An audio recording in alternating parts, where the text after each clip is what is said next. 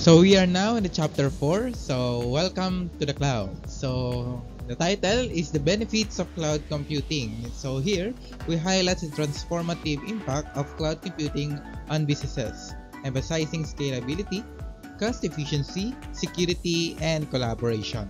So let's break it down further. Okay.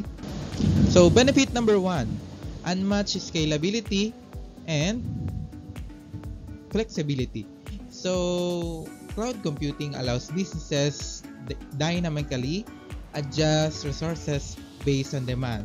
So, for example, Netflix. Okay? Netflix expands its servers by 500% during peak times, ensuring smooth service while cutting unnecessary costs by 30%. So, this flexibility supports innovation and rapid business growth. So here, scale on demand, adjust resources easily, meet fluctuating needs, support growth, so enable rapid business expansion, innovate without limits, and optimize spending. So reduce over provisioning cost, pay for what you use. So magbabayad ka lang kung ano yung magagamit mo. Okay? Then benefit number 2 natin is yung significant cost savings. So by adapting cloud solutions, companies reduce capital expenses or yung CapEx na tinatawag natin by up to 40%. Salesforce, for instance, saves 65 million by using AWS or yung Amazon natin server, paying only for these resources they actually use. This eliminates hardware and maintenance expenses, optimizing operational cost. So yun, 40% reduced in CapEx, cut capital expenditures significantly, $65 million, sales for savings, infrastructure, cost saved via AWS, and 100% pay as you go, optimize operational expenses. So here in our benefit number 3 natin is yung enhanced security and reliability.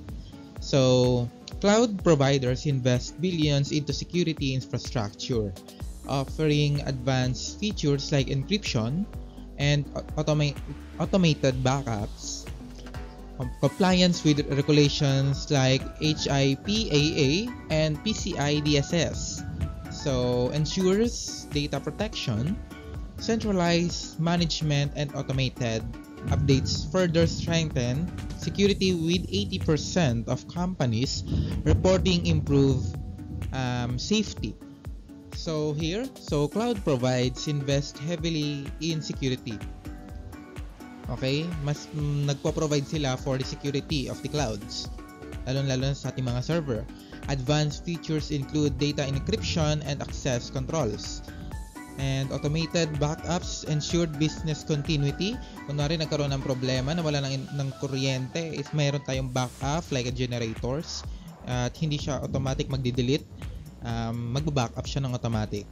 Then compliance with global regulations is standard. So yung standard natin is yung regulation ng global.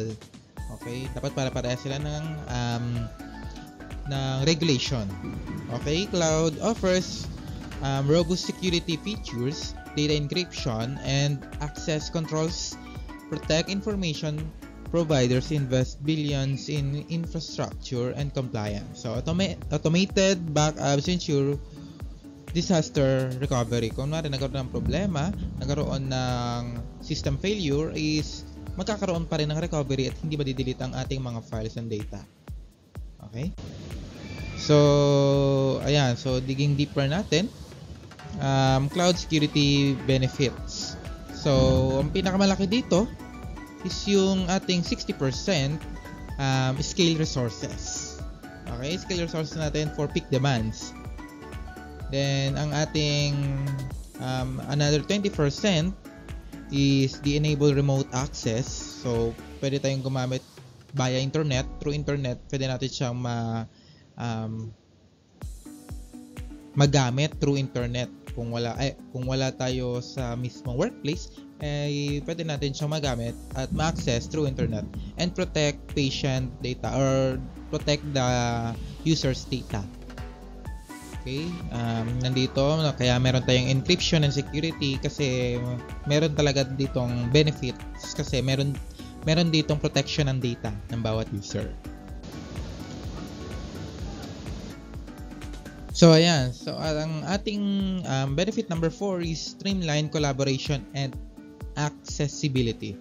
So here, cloud technology enables global access to data from any device, facilitating remote work and seamless teamwork. So studies shows that 70% of companies experience improved collaboration, enhancing productivity and connectivity across the distributed teams. So yan. So meron tayong global access data from anywhere, any device, any remote work. So yan, malolocate natin o magagamit natin ang ating mga data through internet. So magagamit na natin siya through internet kahit wala na tayong mga physical hardware. Okay? So ayan, then enhance productivity. 70% of companies report improved collaboration, teams work seamlessly. So ibig sabihin, kahit wala tayo sa trabaho, kahit work from home tayo, ay magagawa pa rin natin ang ating mga trabaho through the internet and through the cloud. Okay? Cloud enables seamless collaboration for distributed teams, access application from any device. This significantly boosts productivity by 70% of companies report improved team collaboration. So ayan, through internet na lang, gagamit na lang tayo ng kahit anong device, cellphone or laptops, tablets, ay pwede na to magamit. Okay? The next natin is yung use case cloud computing in healthcare. So ayan, kung gagamitin natin yung cloud computing sa ating healthcare, meron ditong secure patient data. So, while complying with HIPAA regulation, so store manage data securely. Okay? Remote access. So, enable remote access for doctors and healthcare workers. So, healthcare professionals access records remotely, improves patient care. Okay? Nagagamit na natin siya through internet na din. Nakakonect to sa ating database. Ayan. Then scalable resources. So sa scalable resources, for peak demands, the Mayo Clinic reduced data analysis by 60% through cloud adoption. Okay. Then cloud computing secures patient data, ensuring HIPAA compliance. It enables remote access for healthcare professionals. So resources scale for emergencies. Mayo Clinic uses cloud for research. So sa mga pare-parehas ng cases, so meron tayong tinatawag na database natin or yung server na iisa lang ang server sa isang company. Pwede natin siyang ma-differentiate sa ibang scenario, sa ibang case doon sa patient na yon. Kung may katulad siyang symptoms, ay pwede natin itong ipagkumpara kung ano yung mga maaaring pwedeng maging solusyon, maaaring mga pwedeng gamot, at maaaring maging cure sa mga sakit na iyon.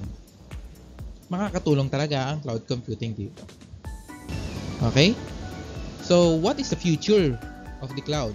Embracing innovation with cloud computing. So, yan, scalability, grow without limits. So, hindi na tayo limitado. So, halos lahat, maka-access na natin. Cost saving, optimize expenses, mapapamura tayo dahil hindi na natin kailangan ng ibang service kasi nandyan na si cloud. Okay, security, protect your data. Hindi nyo na kailangan mag-hire ng mga IT experts dahil si cloud servers, yung mga data servers natin ay meron na silang security. Okay? Then collaboration, empowerment to your team, mas mapapadali ang trabaho ng mga ating mga trabahante o ang ating mga empleyado kung malalayo silang lugar or work from home sila. So, cloud computing continues to drive digital transformation, enabling businesses to scale, cut costs, enhance security, and foster collaboration. Embracing cloud solutions ensures competitiveness in a tech-driven future. So, ayan. So, dito magtatapos ang ating topic or yung ating chapter 4, the benefits of cloud computing, na sana ay may natutunan tayo at magkita-kita tayo sa ating chapter 5. Paalam!